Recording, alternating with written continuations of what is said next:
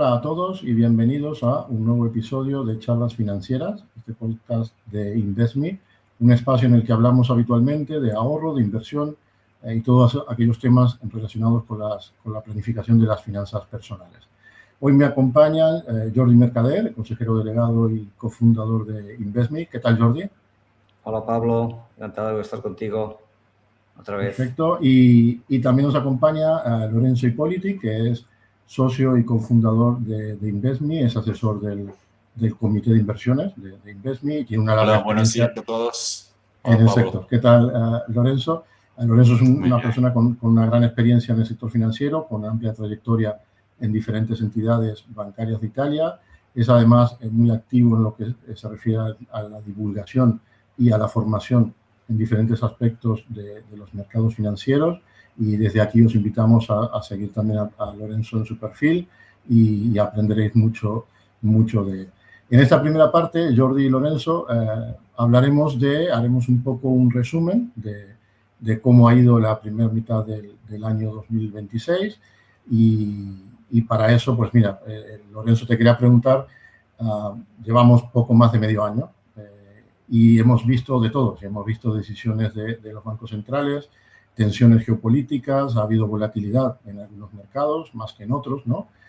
Si tuvieras que resumir y explicarnos los dos, tres puntos más importantes de lo que va de año, ¿cuáles serían? Yes, we had a lot of geopolitical noise because of the Iran war, the price of oil, and so a lot of uncertainties. One could think that market go down when the news are negative, but at the end, what really matters is the money that the companies make. So the earnings of the companies went up a lot, especially because of for the companies making the hardware for the artificial intelligence revolution, let's say.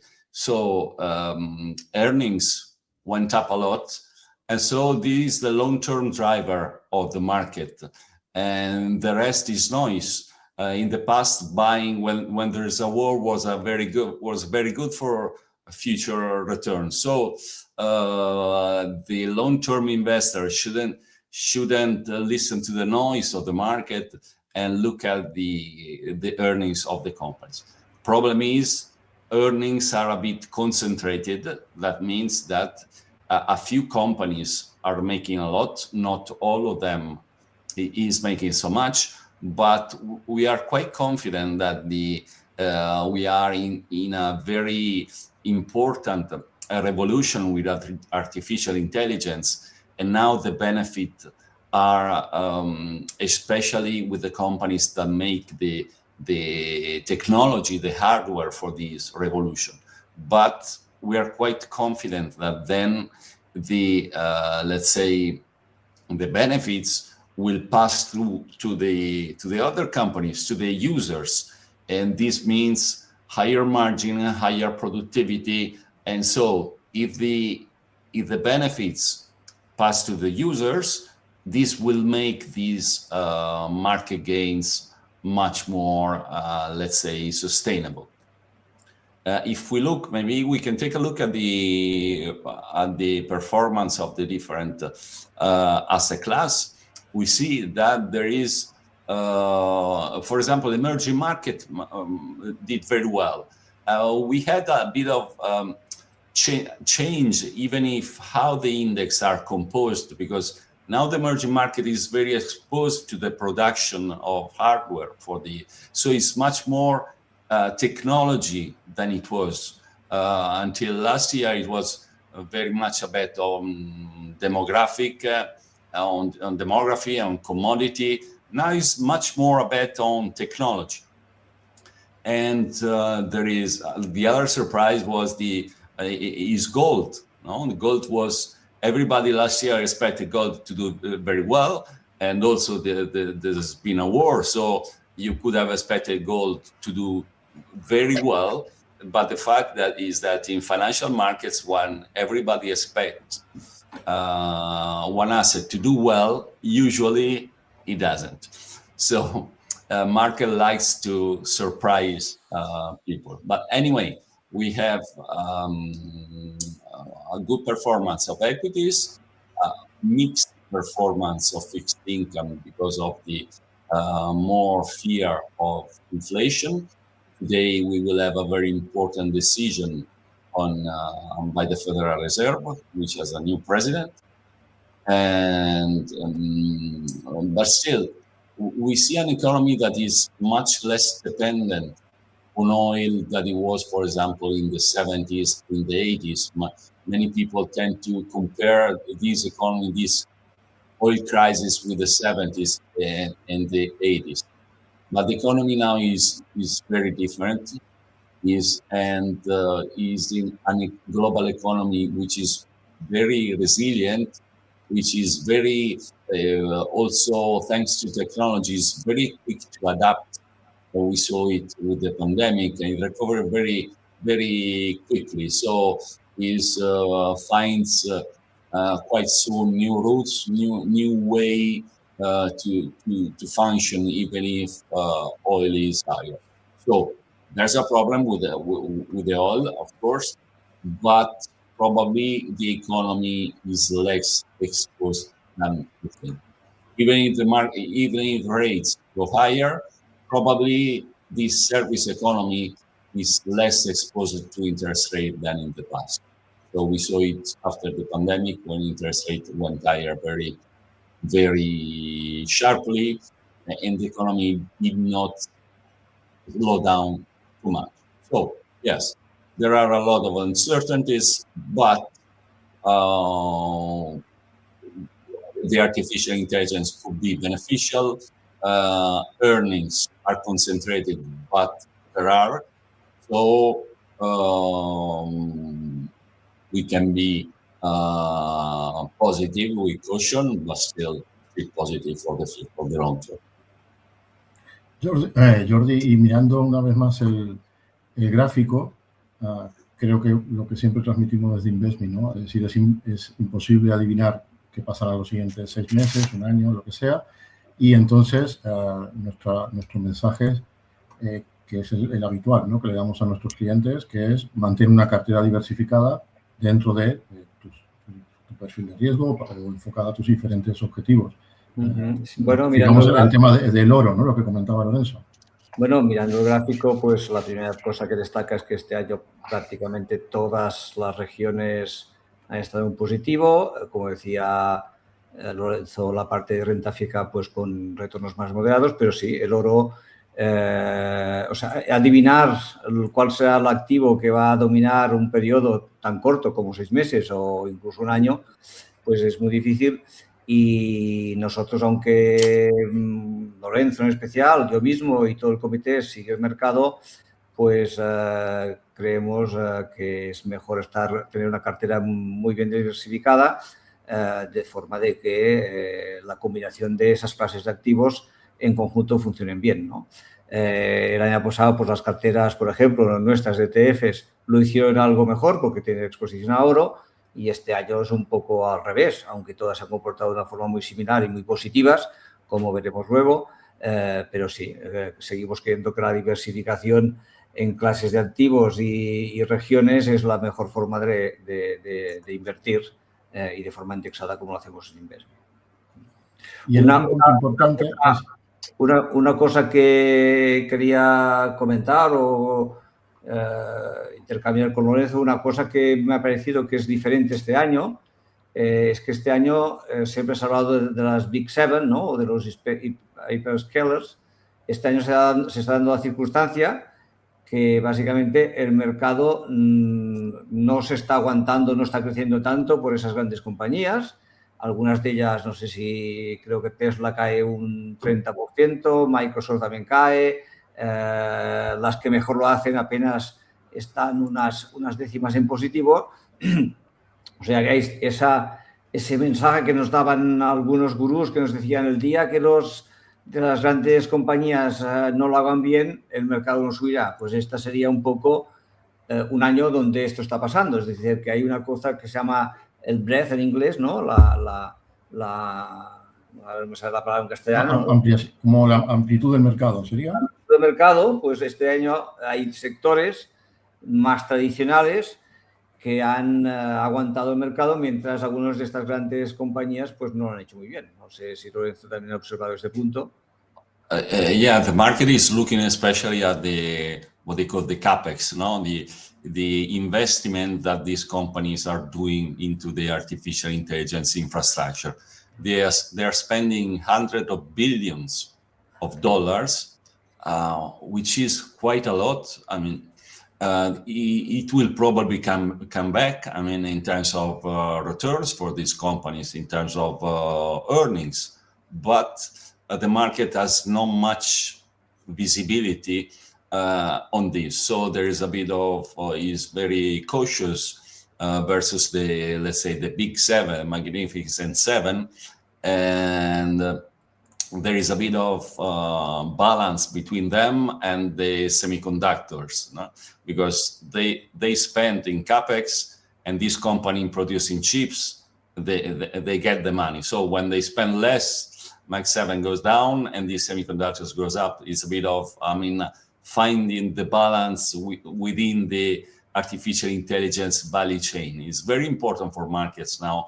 Is probably the market is looking at the cycle of artificial intelligence adoptions even more than the economic cycle in this moment. So those countries which are favorite in this particular, let's say, stage of the artificial adoption cycle are doing well. For example, the US, well, the most advanced for many technologies. The emerging markets now, it could be that Europe benefits for a second phase of adoption when artificial intelligence gets into sectors like industrials, healthcare, and so the cycle of adoption of artificial intelligence and how much these companies spend for the infrastructure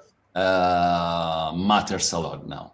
For example, another good sector is energy this year. Why? Because, I mean, artificial intelligence requires a lot of energy, or even utilities are doing okay. So, I mean, everything goes around this consideration on artificial intelligence in this moment.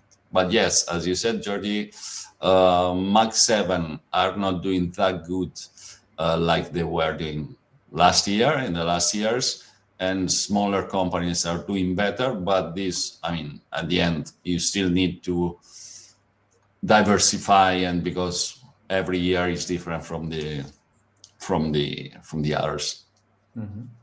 De hecho, en la fecha en la que estamos realizando este episodio, el S&P 500 está un 3,5-4% de máximos históricos, y el Nasdaq sí que está más abajo, está en torno al 10% ha caído, ¿no? Desde máximo. Bueno, ese es el efecto de la diversificación, ¿no? Y de que hay otras compañías que están tomando el relevo o pueden poco a poco tomar el relevo a estas magníficas 7. El Nasdaq estuvo a punto de entrar en corrección hace, no sé si fue ayer o antes de ayer, donde están muchas de esas compañías, pero bueno, hay muchas más compañías tecnológicas en otros sectores, en otros índices. Otro gráfico que nos gustaría ver y analizar con Lorenzo es el tema relacionado con la política monetaria. En este caso estamos viendo el gráfico de la evolución de tipos de interés del Banco Central Europeo, y parecía que teníamos una tendencia a ir bajando poco a poco los tipos de interés, pero todo esto se interrumpió a partir del conflicto entre Estados Unidos e Irán y el aumento del precio del petróleo y la inestabilidad que está teniendo el precio del petróleo. Lorenzo, aquí en este escenario, ¿qué tendrías que comentar acerca de qué podría hacer o cuál es lo que transmite, el mensaje que transmite el Banco Central Europeo con relación a la decisión de tipos que puede haber de cara a la segunda mitad del año? Yes, the European Central Banks, the European Central Bank hiked rate by 0.25%. which is at the end is not a lot. It's not going to change a lot in the economy. And today we have a very important decision by the Federal Reserve, which has a new president, which actually was chosen also with the, let's say, we know that the Trump administration wants lower rates. So this new president was supposed to lower rates even more, but then macro condition changed. Now the threat of inflation is a bit higher. So we will see what happens. But still, as I was saying, I mean, the economy is much less dependent on oil than it was. And so we are likely to have not very, these moves by the central banks are likely not to be as big as they were after the pandemic. So at the end, as I was saying, I mean, 0.25 or 0.50% of change in interest rate are not going to change much of the economy. So we'll see what happens today. There's probably even too much noise around these decisions, and because the modern economy is a service economy, and it's it's much less impacted by the change in interest rate than it was in the past. En ese sentido, Jordi, recordamos, ¿no?, a nuestros clientes que tenemos la cartera ahorro, ¿no?, que es la que está vinculada a esta evolución de los tipos de interés del Banco Central Europeo. Y tal vez sea buen momento para recordar cuál sería el objetivo principal, ¿no?, para ese tipo de cartera. Sí, pues como tú dices, cuando los intereses empezaron a ser positivos, nosotros decidimos lanzar una cartera construida con fondos monetarios para ese cliente más prudente o ese parte del capital que no queremos que esté expuesto a los mercados, pues darle un rendimiento. Desde entonces creo que acumula esa cartera, pues si no recuerdo mal, más de un 9%, y esa cartera tiene la virtud de que se va adaptando a los tipos de interés. Ahora está dando una TIR del 1,85%, que no es más que pues el tipo de interés del Banco Central Europeo menos los costes de gestionar esa cartera, ¿no? Esa sería la cartera ideal para ese cliente que no quiere exponer su capital a los mercados, o para esa parte de nuestro patrimonio que queremos que esté destinada a nuestro fondo de emergencia, ¿no? Nosotros siempre decimos que es imprescindible, antes de empezar a invertir, pues tener un fondo de emergencia. Pues en la situación actual, pues a ese fondo de emergencia también le podemos dar una rentabilidad. A partir de ahí tenemos otras carteras también enfocadas a perfiles o a horizontes cortos, como son las carteras objetivo. En ese caso, pues ya asumimos algo de volatilidad, pero también muy limitada, puesto que al tener son carteras con bonos que tienen un vencimiento objetivo determinado, y eso hace que a ese objetivo a vencimiento, ¿vale?, entonces la posibilidad de obtener esa rentabilidad objetivo pues es muy alta, ¿no? Y son un complemento también para esos otros objetivos de corto plazo, pero a los cuales ya superan el año, creo que tenemos hasta 3 años vista. Perfecto. En cualquier caso, siempre explicar que en ese tipo de carteras conservadoras, en muchas de ellas es muy difícil superar la inflación. No están pensadas inicialmente para eso, están pensadas para proteger esa parte del patrimonio, para intentar no perder tanto poder adquisitivo, porque si dejamos el dinero en una cuenta corriente, pues simplemente perderemos cada año aquí en España esa inflación promedio que tiende más al 2,5 que no al 2. Así que es importante, pues dentro de nuestra planificación financiera, utilizar las diferentes carteras que ofrecemos aquí en Investme. Para terminar, quería, Lorenzo, y con Jordi, que estáis en el comité de inversión, comentar, luego en otra parte del episodio hablaremos del tema de rentabilidades, pero sí que hay una que especialmente llama la atención, y hemos tenido algunas consultas de algunos clientes, y son las carteras ETF Value, ¿no? Las carteras Valor, que forma parte de la cartera de los diferentes servicios que ofrecemos. Tenemos estas carteras ETF Value y realmente después de unos años en los que el Value no lo estaba haciendo tan bien respecto a las acciones que se llaman de crecimiento, pues parece ser que el Value ha vuelto y en la primera mitad de año realmente las carteras se están comportando muy bien, incluso en los perfiles altos incluso llega a rondar tiene un acumulado del 20% en el perfil más altos. Por entender un poco, Lorenzo, primero voy contigo, ¿por qué este comportamiento de este tipo de carteras? ¿Qué puede esperar un inversor, ¿no? Si aquella famosa reversión a la media, ahora podemos asistir a muchos años en el que Value recorte o le saque ventaja al crecimiento, o luego podemos ver un escenario en el que nuevamente las acciones de crecimiento vuelvan a tirar del carro. Explícanos un poco este comportamiento de Value y el motivo de por qué las carteras están teniendo este rendimiento tan bueno. Yes, a couple of considerations. As we said, there is some cycles of underperformance or overperformance of these styles, like growth and value. We come from quite a lot of years in which growth, say technology, for example, did better.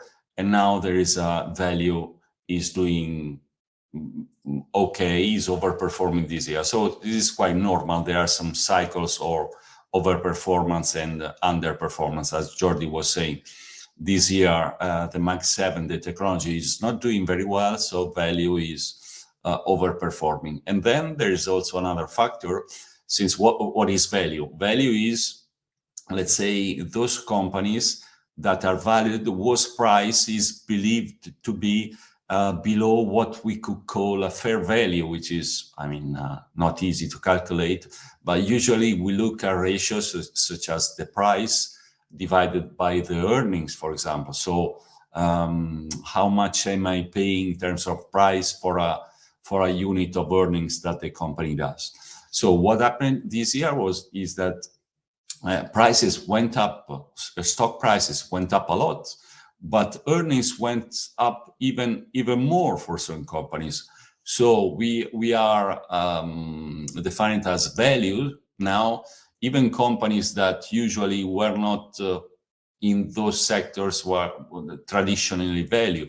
For example, some technology companies, we made a lot of profits. So their valuation lower, which means prices went higher, but the earnings of these companies went even higher. So in relative terms, their valuation went down. So there is also the fact that in these indices value, we're finding some names that traditionally were not value. But now, yes, in terms of, let's put it that way, for the money they do, they could be considered cheap in terms of price. So their value, and that's the way it is. This year, earnings went up a lot, and this was one of the effect of the fact that value indices now contain more sectors that not traditionally were not value. So especially some companies related to AI. This is one of the reasons. Jordi, en ese sentido, ¿cuál sería aquí también tu visión? Bueno, cuando os reunís en el comité de inversión y siempre explicamos que unas carteras, InvestMe nos basamos en la indexación para la gestión de carteras, pero no son carteras abandonadas, no son carteras que se formaron hace 7 años o 10 años y nunca se han tocado. Entonces hay un comité de inversión, que aquí tenemos dos de los miembros, y eso van haciendo revisiones. Y en ese sentido, Jordi, de cara a un poco por remontar la idea de por qué se crearon las value y también explicar este comportamiento que han tenido, o en el momento de seleccionar los ETFs, qué es lo que mira el comité.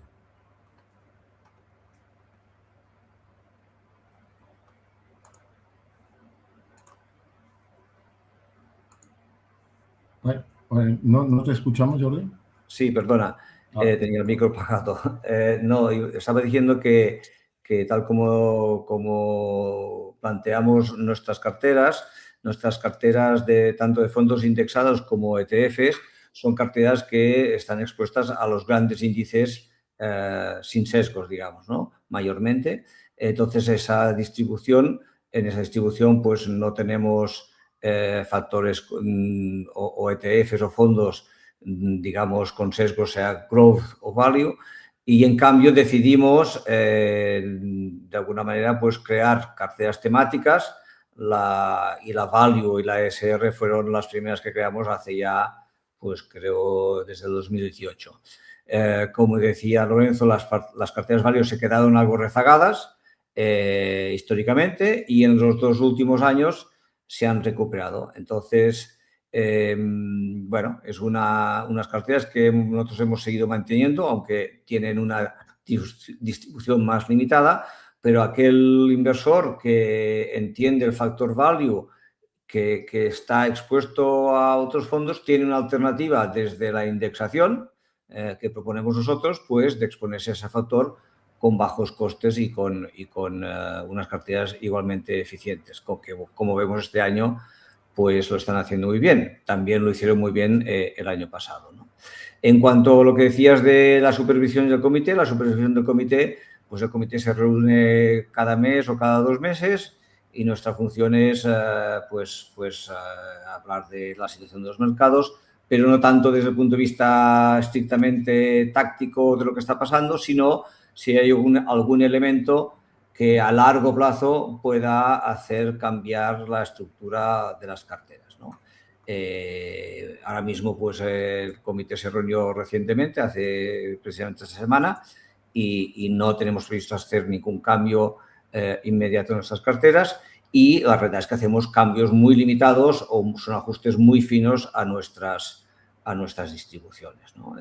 Bueno, y nos podríamos remontar a cambios que hemos hecho en el pasado, pero son cambios muy estructurales, ¿no? Como, por ejemplo, recuerdo uno que fue muy relevante, pues que fue bajar duración en la renta fija, pues en el año 2020, 21, 22, creo recordar, cuando los tipos empezaron a subir, ¿no? Y entonces vimos imprescindible reajustar las duraciones de nuestras carteras. Y ese es el tipo de labor que hacemos, más allá de proponer o crear nuevas carteras. Por ejemplo, hemos sido bastante activos estos últimos años pues en crear las carteras objetivo, en su día las carteras ahorro, y también creamos unas carteras de bonos que también están enfocadas a esos clientes más prudentes o a esos objetivos de más corto plazo o más orientados a la preservación de capital.